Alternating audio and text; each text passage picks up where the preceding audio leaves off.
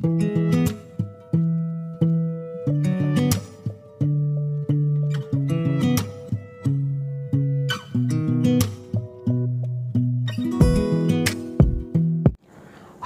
నమస్తే, welcome to Naresh maths classes.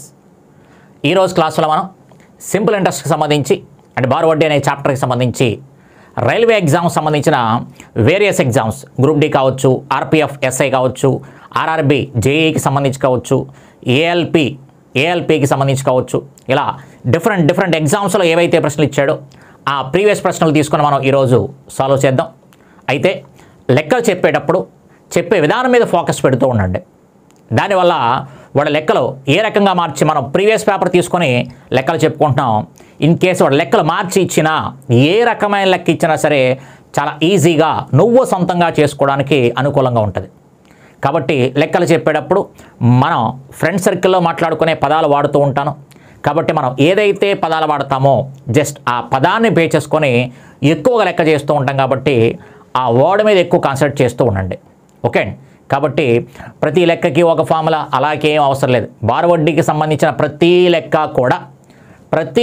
కూడా మనం చాలా చిన్న పదాన్ని ఉపయోగించుకొని హ్యాపీగా చేసుకోవచ్చు. ఇవన్నీ మీకు ఈ పర్సంటేజ్ అనే చాప్టర్ చెప్తున్నప్పుడే మాట్లాడుకోవడం జరిగింది. జనరల్గా మనం ఆ చిన్న పదాలకి సంబంధించి ఏం మాట్లాడుకుంటాము అంటే కనుక ఫస్ట్ మనకి అందరికీ తెలిసినటువంటి ఫార్ములా I = PTR / 100 అని చెప్తాం. బై 100 ఎందుకని అంటే కనుక ఇక్కడ ఆర్ అంటే కనుక రేట్ ఆఫ్ ఇంట్రెస్ట్. ఇది ఎప్పుడూ కూడా మనకి పర్సంటేజ్లో చెప్తూ ఉంటాడు.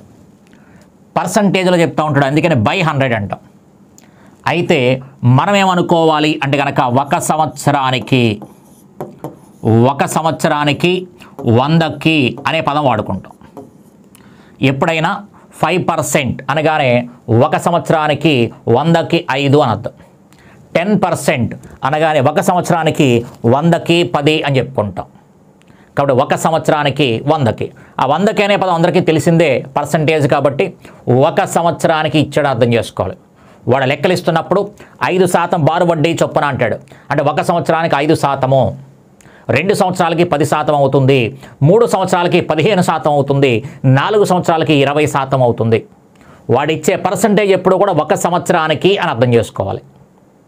ఓకే, అలాగే మరొక పదము టీ అంటే కనుక కాలము అని అర్థం. కాలము ఎప్పుడూ ఇది కూడా మనకి సంవత్సరాలలో ఉండాలి. కాలం ఎప్పుడు కూడా మనకి సంవత్సరాలలో ఉంటుంది. 2 సంవత్సరాలు, 3 సంవత్సరాలు, 4 సంవత్సరాలు అంటూ ఉంటాడు. అలా కాకుండా వాడు అప్పుడప్పుడు డేట్లు ఇస్తూ ఉంటాడు. ఆ డేట్లు ఇచ్చినప్పుడు జాగ్రత్తగా ఉండవలసింది ఏంటి అంటే ఆ డేట్లు కనుక కౌంట్ చేస్తే సాధ్యమైనంత వరకు 73 రోజులు, 146 రోజులు వస్తూ ఉంటుంది. వాడు డేట్లు ఇచ్చినప్పుడు నువ్వు కౌంట్ చేస్తే 73 రోజులు కానీ 146 రోజులు కానీ వస్తూ ఉంటుంది. ఎందుకని ఆ 73 రోజులతో లింక్ చేస్తాడు అంటే కనుక 73 రోజులు అనగానే ఒక సంవత్సరంలో 5వ వంతు అని అర్థం. 73 రోజులు వచ్చింది అనగానే మామూలుగా సంవత్సరానికి వడ్డీ కట్టేసుకొని ఆ సంవత్సరానికి వడ్డీ కట్టిన తర్వాత దాన్ని 5తో భాగించండి. 73 రోజులు అనగానే ఒక సంవత్సరంలో 5వ వంతు. ఇది టీ అనే దానికి సంబంధించింది. ఇక పి అనే దానికి సంబంధించి మాట్లాడుకుంటే పి అంటే కనుక అసలు అని అర్థము. ఇది ఎప్పుడూ కూడా పర్సంటేజ్లో 100% సమానం. వాడు అసలు అనే పదం కనిపించి 3000 అసలుపై అని చెప్పాడు అనుకోండి, 100% 3000. 4000 అసలుపై అని చెప్పాడు అనుకోండి, ఆ 100% 4000. వాడు అసలు కనుక ఇచ్చాడు అంటే మీకు 100% ఇచ్చినట్టు. ఓకే, ఇక వడ్డీ డబ్బులకి సంబంధించింది. ఒక సంవత్సరానికి 5% అయితే 2 సంవత్సరాలకి 10% వడ్డీ వస్తాయి. ఒక సంవత్సరానికి 15% వడ్డీ అయితే 3 సంవత్సరాలకి 3×15 45% వడ్డీ వస్తుంది.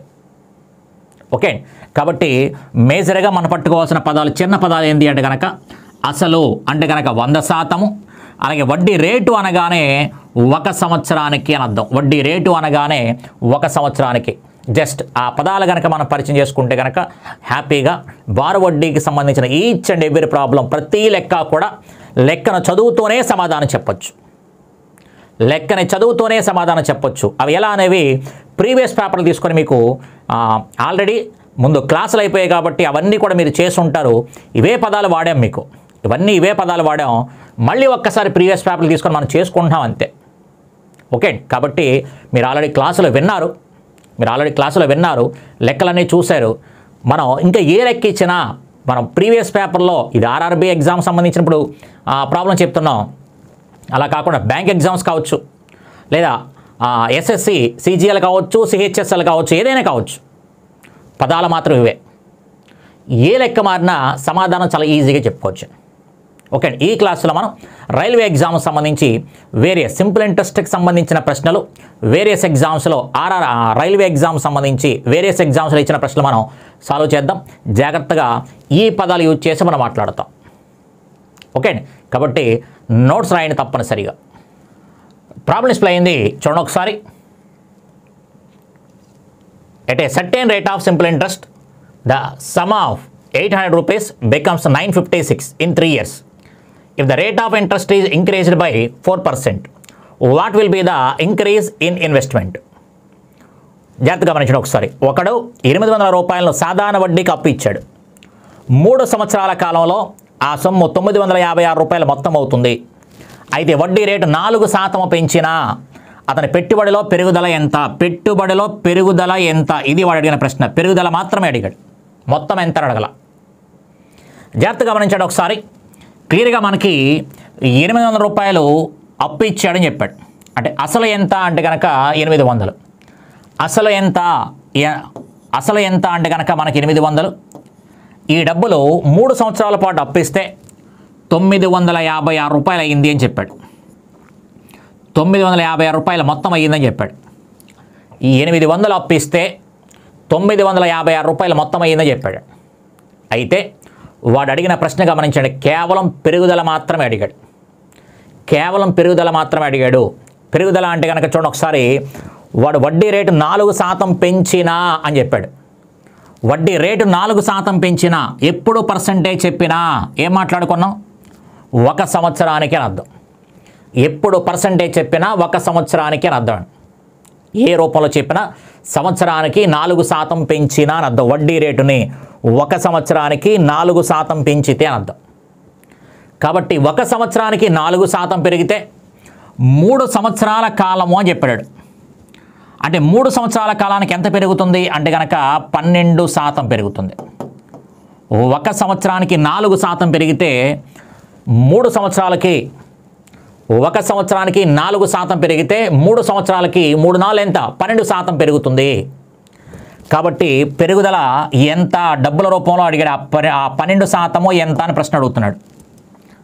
ఆ 12% ఎంత డబ్బుల రూపంలో కౌంట్ చేసి చెప్పండి, ఇది వాడి ప్రశ్న. కాబట్టి 12% ఎంత, ఇది వాడి ప్రశ్న. మనకు క్లియర్గా ఏముంది? అసలు ఉంది. అసలు శాతం అంటే కనుక ఏం చెప్పుకున్నాం? 100% చెప్పుకున్నాం. అసలు అనగానే 100%. కాబట్టి 100% 800 అయితే, 100% 800 అయితే వాడు అడిగింది పెరుగుదల అని చెప్పాడండి. పెరుగుదలకి సంబంధించిన డబ్బులు అంటే 12% ఎంత, ఇది వాడి ప్రశ్న. అంతే తప్ప ఇక్కడ అసలు ఇచ్చాడు, 956 మొత్తం ఇచ్చాడు కాబట్టి మనకేదో ఫార్ములా తెలుసు కదా అని చెప్పేసి అక్కడ వడ్డీ రేటు కనుక్కొని ఆ వచ్చిన వడ్డీ రేటుకి మళ్ళీ 4 కలిపి మళ్ళీ అమౌంట్ కనుక్కోవడం అనేది అనవసరమైన విషయం. ఓకే, టైం వేస్ట్ తప్ప ఉపయోగం లేదు. వాడు పెరుగుదల అని చెప్పాడు. క్లియర్గా 4% పెంచితే అని చెప్పాడు. సంవత్సరానికి 4% పెంచితే 3 సంవత్సరాల కాలంలో 3 4 12% పెరుగుతుంది. పాయింట్ అర్థమైపోయింది కదా. అక్కడ 12% ఎంత, అంతే. జస్ట్ మనకు తెలిసిన కంపారిజన్ మొక్క.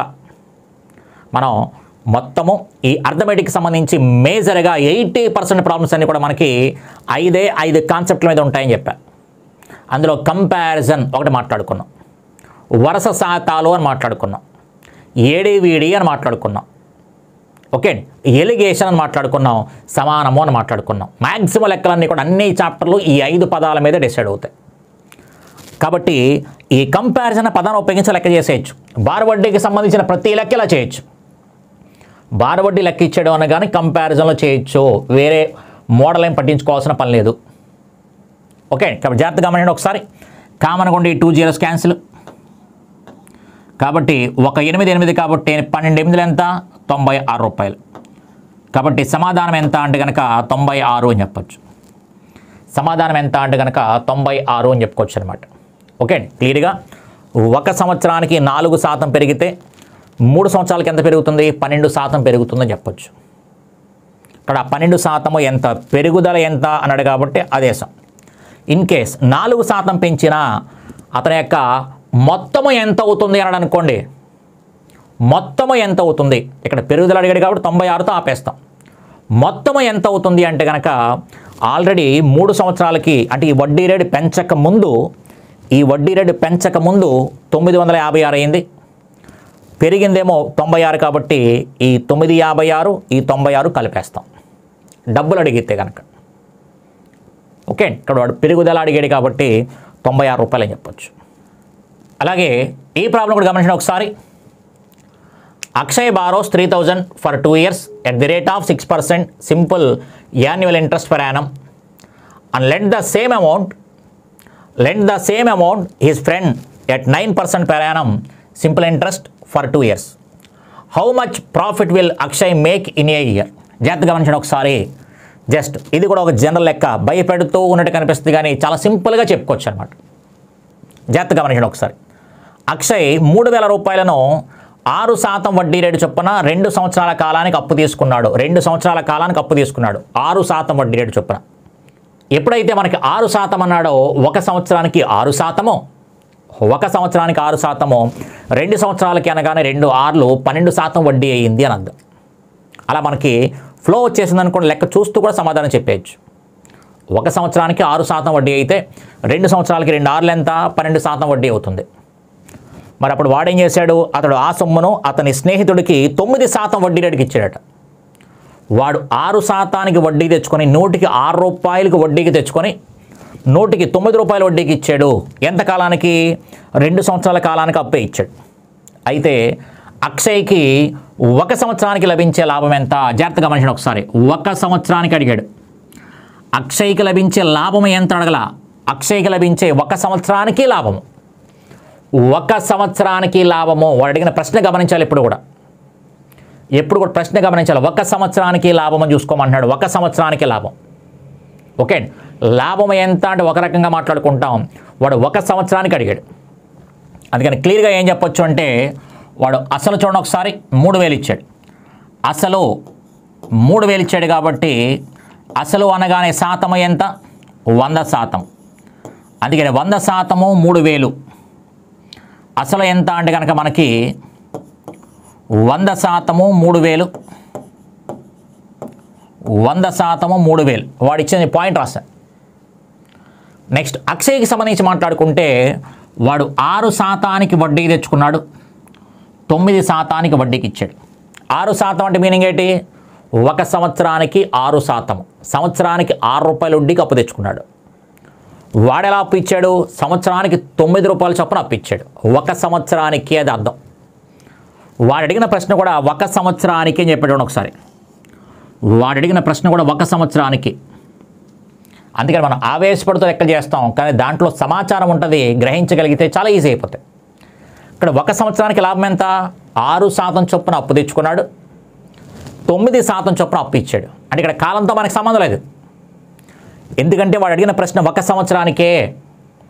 మొత్తం లాభం అడిగితే వేరు.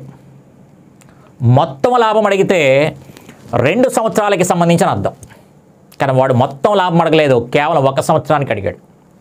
అందుకని ఏం చెప్పుకోవచ్చు సింపుల్గా, ఇక్కడ 6% చొప్పున ఇచ్చాడు, 9% చొప్పున 6% చొప్పున అప్పు తెచ్చుకున్నాడు, 9% చొప్పున అప్పు ఇచ్చాడు. అంటే వాడికి 3 రూపాయలు మిగులుతుంది. అంటే 1 సంవత్సరానికి 3% మిగులుతుంది. ఇక్కడ సమాధానం ఎంత అంటే 3% ఎంత అది అర్థం. ఇక్కడ క్లియర్గా కామన్ ఉండి 2 zeros 2 zeros క్యాన్సిల్. కాబట్టి 1 3 3 కాబట్టి 3 3 ఎంత అంటే కనుక 9, అంటే 90 రూపాయలు అని చెప్పచ్చు. 90 రూపాయలు.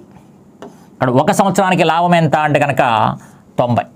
అలా కాకుండా 1 సంవత్సరానికి కాకుండా మొత్తం లాభం అన్నాడు అనుకోండి, మొత్తం లాభం అంటే 2 సంవత్సరాలకి సంబంధించిన అర్థం. అప్పుడు 290 ఎంత అవుతుంది అన్నాం అనుకోండి, 180 రూపాయలు అవుతుంది.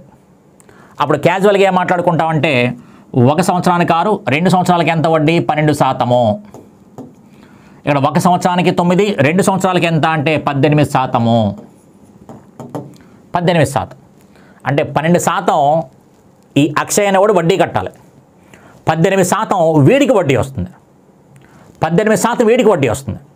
వీడు 12 రూపాయలు కడితే వీడు 18 రూపాయలు వీడు తెచ్చుకుంటాడు. అంటే లాభం ఎంత? 6 రూపాయలు. అంటే 6% ఎంత అని వేసుకుంటాం.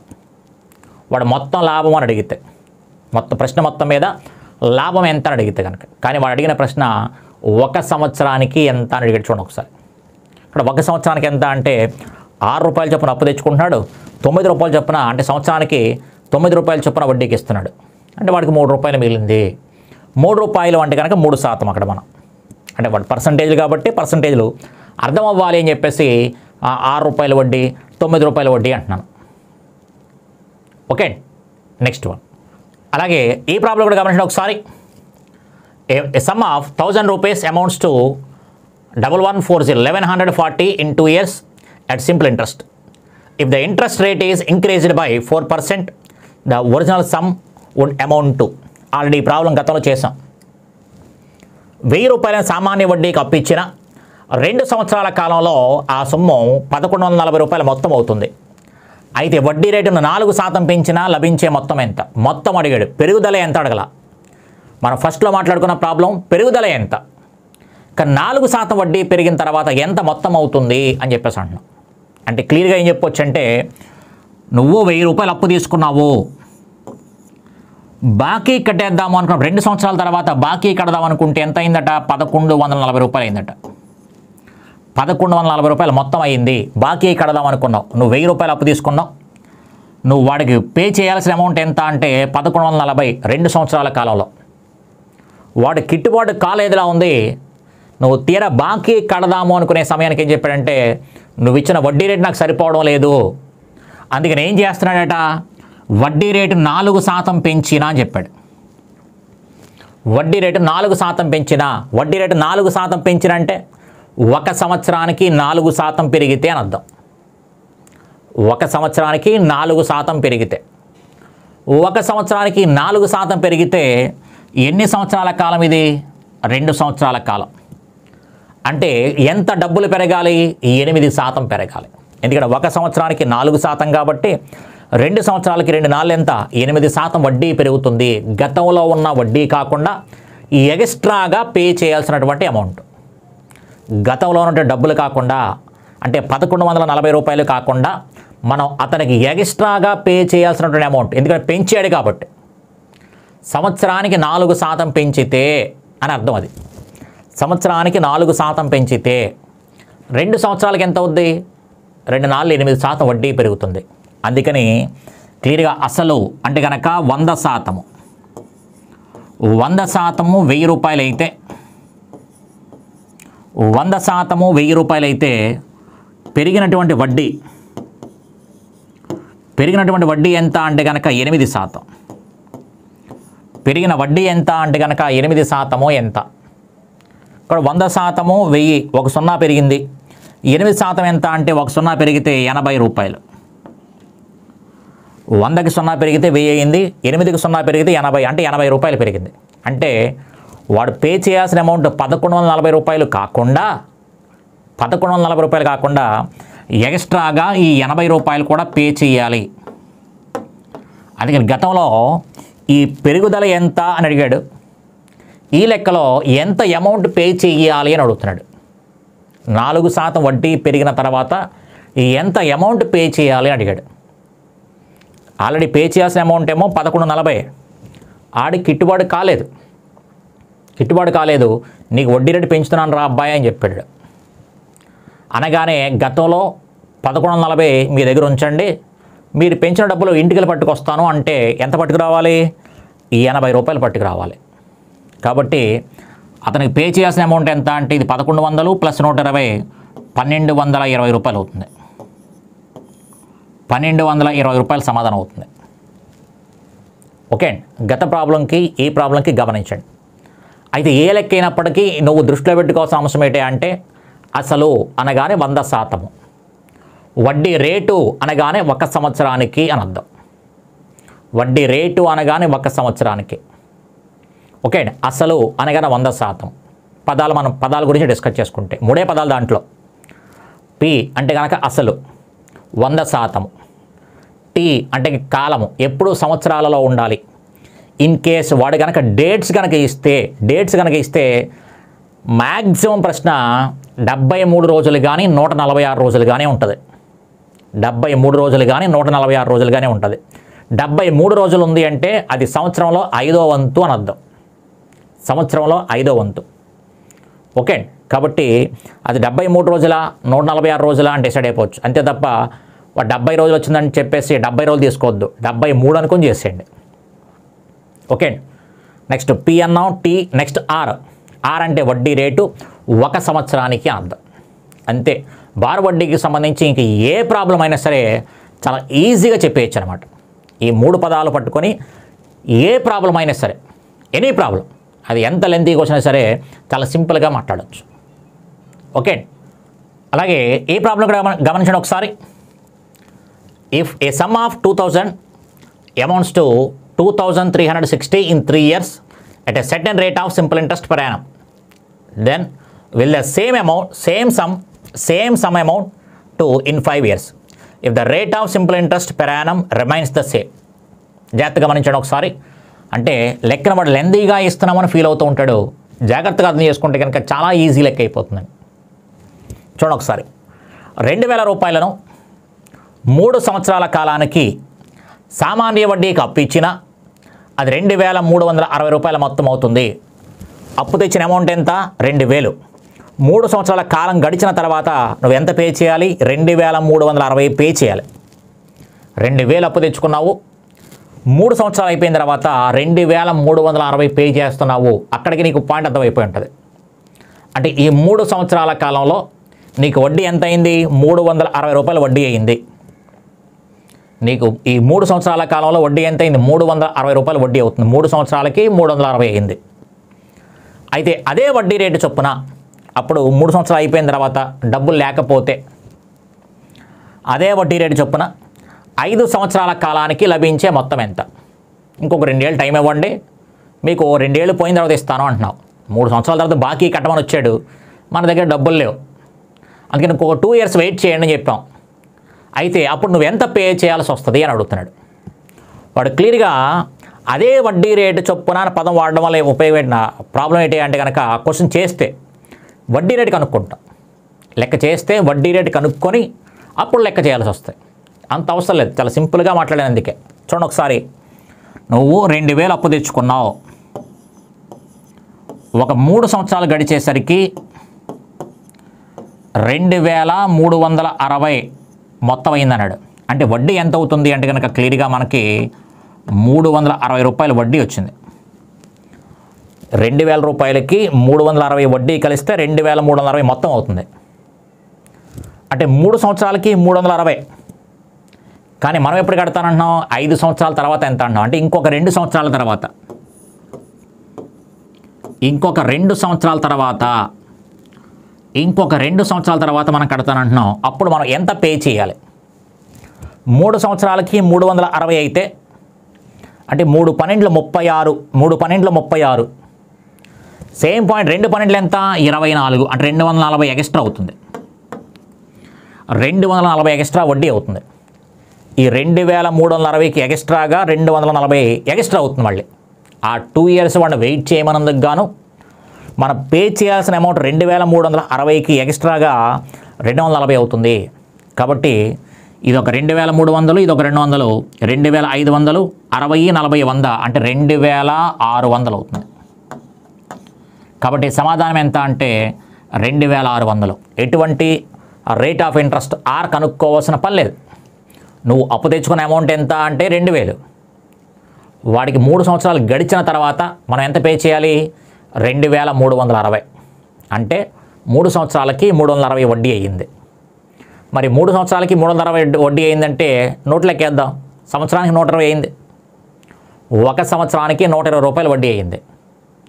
వాడు 5 సంవత్సరాలకి అని చెప్పాడు కాబట్టి 5 120 ఎంత? 600. కాబట్టి నువ్వు అప్పు తెచ్చుకునే అమౌంట్ వచ్చి 2000. నువ్వు అప్పు తెచ్చుకునే అమౌంట్ 2000. వడ్డీ ఏమో 600, కాబట్టి 2000 ప్లస్ 600 ఎంత? 2600. అలా సరదాగా ఆలోచించవచ్చు. ఓకే అండి. Next one. అలాగే ఈ ప్రాబ్లం కూడా గమనించిన ఒకసారి. After 10 years the simple interest on a sum of money will be 600 rupees. If the principal is increased thrice after 5 years, what will be the total interest after 10 years? జాగ్రత్తగా గమనించిన ఒకసారి. కొంత సొమ్మును బారు వడ్డీకి అప్పిచ్చిన 10 సంవత్సరాల కాలానికి 600 రూపాయల వడ్డీ అవుతుంది. 10 సంవత్సరాలకి 600 వడ్డీ అయిందండి. 10 సంవత్సరాలకి 600 వడ్డీ అయింది. అయితే 5 సంవత్సరాల తర్వాత అసలుని 3 రెట్లు చేస్తే అని చెప్పాడు. 5 సంవత్సరాల తర్వాత అసలుని 3 రెట్లు చేస్తే అని చెప్పాడు. అంటే ఇక్కడ మనం కొన్ని డబ్బులు అప్పు తెచ్చుకున్నాము, 10 సంవత్సరాల కాలానికి 600 వడ్డీ అయింది చెప్పాడు. మొత్తము 10 సంవత్సరాల కాలానికి 600 వడ్డీ అయింది. మొత్తము ఇక్కడ నుంచి ఇక్కడ వరకు 10 సంవత్సరాల కాలం అనుకుంటే మొత్తము ఈ 10 సంవత్సరాల కాలంలో 600 వడ్డీ అయింది. ఎప్పుడు? అసలు పెరగక ముందు. అయితే 5 సంవత్సరాల తర్వాత అసలుని పెంచానని చెప్పాడు. అంటే క్లియర్గా వాడు 10 సంవత్సరాల కాలాన్ని 5 సంవత్సరాలుగాను 5 సంవత్సరాలుగాను డివైడ్ చేశాడని చెప్తున్నాడు. 5 సంవత్సరాలుగాను 5 సంవత్సరాలుగాను డివైడ్ చేశాడు. మరి 10 సంవత్సరాలకి వడ్డీ 600 అయితే, 10 సంవత్సరాలకి వడ్డీ 600 అయితే 5 సంవత్సరాలకి ఎంత అవుద్ది? 10 సంవత్సరాలకి వడ్డీ 600 అయితే 5 సంవత్సరాలకి ఫస్ట్ వడ్డీ ఎంత అవుద్ది? 5 సంవత్సరాలకి వడ్డీ ఎంత అవుతుందంటే 300 అవుతుంది. 5 సంవత్సరాలకి వడ్డీ ఎంత అంటే 300 అవుతుంది. టోటల్గా అయితే కనుక మనకి 600. ఎప్పుడు? డబ్బులు పెంచక ముందు అసలను 3 రెట్లు చేసినా అని చెప్పాడు ఒకసారి. అంటే అసలను 3 రెట్లు చేయకముందు, అసలను 3 రెట్లు చేయకముందు మొత్తము 10 సంవత్సరాల కాలానికి 600. మొత్తము 10 సంవత్సరాల కాలానికి 600. అప్పుడు 5 సంవత్సరాలకి ఎంత అవుద్ది? 300 అవుతుంది. అయితే వాడు ఒక 5 సంవత్సరాలు పోయిన తర్వాత ఇక్కడున్న అసలుని ఇక్కడ పి అనుకుంటే ఇక్కడ 3p అని చెప్తాం. ఇక్కడున్న అసలుని 3 రెట్లు చేశానని చెప్పాడు. ఒక 5 సంవత్సరాలు పోయిన తర్వాత అసలుని 3 రెట్లు చేశానని చెప్పాడు. ఎప్పుడైతే అసలుని 3 రెట్లు చేశాడో వడ్డీ కూడా మనకి 3 రెట్లు అవుతుంది. ఎప్పుడైతే మనం 1000 రూపాయలు అప్పు తెచ్చుకున్నాం అనుకోండి, 1000కి 300 అయింది, అది 3000కి ఎంత అవుద్ది? ఇక్కడ 1000 రూపాయలు అప్పు తీసుకుంటే 1000 రూపాయలకి 300 వడ్డీ ఇచ్చింది. మరి అప్పుడు అసలు 3 రెట్లు అంటే 3000 అవుతుంది. అప్పుడు 3000కి వడ్డీ ఎంత వస్తుంది అంటే కనుక దీనికి 3 రెట్లు అంటే 900 వడ్డీ వస్తుంది. కాబట్టి క్లియర్గా మనకి మొత్తం 10 సంవత్సరాల తర్వాత లభించే వడ్డీ ఎంత అంటే ఇదొక 300 ప్లస్ ఇదొక 900 కలిస్తే 1200 అని చెప్పుకోవచ్చు. అంటే ఎక్కువ మనం ఆవేశపడకుండా చాలా సింపుల్గా మాట్లాడుకోవచ్చు. 1200 అని చెప్పుకోవచ్చు అనమాట. జాగ్రత్తగా గమనించండి ఒకసారి. మొత్తము 10 సంవత్సరాల కాలానికి 600. మొత్తము 10 సంవత్సరాల కాలానికి 600. అయితే వాడు 5 సంవత్సరాల తర్వాత అనే పదం వాడాడు కాబట్టి మొదటి 5 సంవత్సరాలకి ఎంత అవుద్ది? సగం డబ్బులే కదా. 600లో సగం ఎంత? 300. అంటే మొదటి 5 సంవత్సరాల కాలానికి అయిన వడ్డీ మనకి 300. మరి తర్వాత 5 సంవత్సరాల కాలం ఏమైంది అంటే కనుక అసలుని 3 రెట్లు చేశాను అని చెప్పాడు. ఎప్పుడైతే అసలుని 3 రెట్లు చేశాడో వడ్డీ కూడా 3 రెట్లు ట్రిపుల్ అవుతుంది. అందుకని ఈ 300 కాస్త ట్రిపుల్ అయితే 900 అవుతుంది. అయితే వాడు అడిగింది మొత్తం మీద ఈ 10 సంవత్సరాలకి ఇప్పుడు ఎంత అడిగాడు? ఈ మొత్తం మీద 10 సంవత్సరాలకి ఎంత అడిగాడు కాబట్టి ఇదొక 300 ప్లస్ ఇదొక 900 ఎంత అంటే 1200. మీరు లెక్కలు జాగ్రత్తగా వింటూ గమనించడం ఒకసారి. ఎక్కడా కూడా I = PTR/100 అని కానీ, లేదు అనుకుంటే కనుక పర్సంటేజ్లు కనుక్కోవడం కానీ ఇలాంటివి చేయట్లేదు. చూడండి ఒకసారి. చాలా సింపుల్ వర్డ్స్, చిన్న పదాలు. పి అసలు అంటే కనుక 100%. వడ్డీ రేటు అంటే ఎప్పుడూ సంవత్సరాల్లో ఉండాలి. ఇన్ కేస్ డేస్ కనిపించాయి అంటే కనుక సాధ్యమైనంత వరకు వాడు 73 రోజులు కానీ 146 రోజులు కానీ ఉంటాయి. జాగ్రత్తగా గమనిస్తూ ఉండండి. ఓకే. అలాగే వడ్డీ రేటు ఆర్ అనగానే 1 సంవత్సరానికి నువ్వు పట్టుకోవాల్సిన పదం అది. 1 సంవత్సరానికి వాడిచ్చినటువంటి రేటు. ఓకే. కాబట్టి చాలా చిన్న చిన్న పదాలు ఉపయోగించుకున్న లెక్కల్ని వాడు భారీ స్థాయి లెక్క ఇచ్చినా సరే చాలా సింపుల్గా చేయొచ్చు. ఓకే. Next one.